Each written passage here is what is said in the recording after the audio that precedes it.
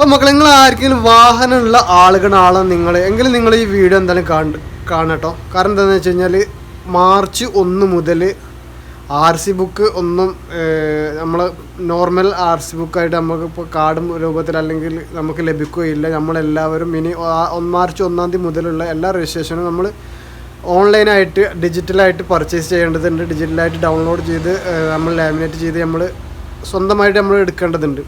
അതുപോലെ തന്നെയാണ് മാർച്ച് 1 മുമ്പായിട്ടുകൊണ്ട് നമ്മുടെ വാഹനത്തിൻ്റെ RC ബുക്കിൽ നമ്മുടെ മൊബൈൽ നമ്മൾ ഉപയോഗിക്കുന്ന ആധാർ കാർഡിൽ നമ്മൾ കൊടുത്തൊരു രജിസ്ട്രേഷൻ ലിങ്ക് ചെയ്ത നമ്പർ ഉണ്ടല്ലോ, ആ നമ്പർ തന്നെ RC ബുക്കിൽ ലിങ്ക് ചെയ്യേണ്ടതുണ്ട്. ഈ ഒരു കാര്യം നിങ്ങൾ ശ്രദ്ധിക്കുക കേട്ടോ. അപ്പം ഏതെങ്കിലും കാരണവശാൽ ഇപ്പോൾ ആധാർ കാർഡിൽ കൊടുത്ത നമ്പർ വേറെ നമ്പറും നമ്മൾ ഉപയോഗിക്കുന്ന വേറെ നമ്പറുമാണെന്നുണ്ടെങ്കിൽ നിങ്ങൾ ആദ്യം ആധാർ കാർഡിൽ ലിങ്ക് ചെയ്യുക. ആധാർ കാർഡിൽ സെയിം നമ്പർ തന്നെ നമ്മൾ RC ബുക്കിലും കൊടുക്കേണ്ടതുണ്ട്. പല ആളുകൾക്കും ഉണ്ടാവും. ഇപ്പോൾ ഒരു പക്ഷേ ആധാർ കാർഡിൽ വേറെ നമ്പറായിരിക്കും, നമ്മൾ ഉപയോഗിക്കുന്നത് ഒരു നമ്പറായിരിക്കും.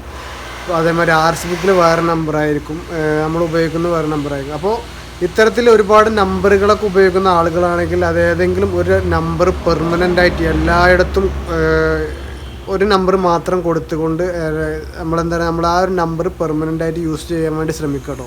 അപ്പോൾ ഈ ഒരു മാസത്തിൽ ഈ ഒരു ഫെബ്രുവരി ലാസ്റ്റ് ആവുന്നത് കൂടെ നിങ്ങൾ RC ബുക്കിലുള്ള നമ്പർ ഏതാണ് എന്ന് ചെക്ക് ചെയ്ത് ഉറപ്പ് വരുത്തുക. ഇനി നിങ്ങൾക്കത് അറിയില്ല എന്നുണ്ടെങ്കിൽ നിങ്ങൾ ജസ്റ്റ് വീഡിയോൻ്റെ താഴെ കമൻറ്റ് ഇട്ട് കഴിഞ്ഞ് കഴിഞ്ഞാൽ നമുക്ക് അത്തരത്തിലുള്ളൊരു വീഡിയോ ചെയ്യാവുന്നതാണ്. നമുക്ക് തന്നെ ഓൺലൈനായിട്ട് ചെയ്യാൻ കഴിയുന്ന കാര്യങ്ങൾ തന്നെയാണ്.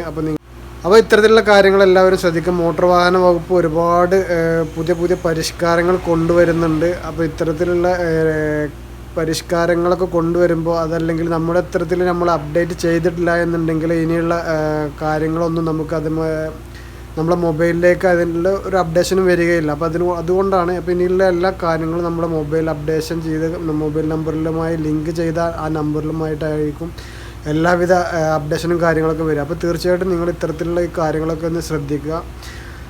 അപ്പോൾ അറിയാത്ത ആരെങ്കിലും ജസ്റ്റ് വീഡിയോ ചെയ്യണമെന്നുണ്ടെങ്കിൽ താഴെ കമൻറ്റായിട്ട് രേഖപ്പെടുത്തുക. അപ്പോൾ നമുക്ക് അതിനെക്കുറിച്ചൊരു വീഡിയോ ചെയ്യാവുന്നതാണ്. Okay thank you.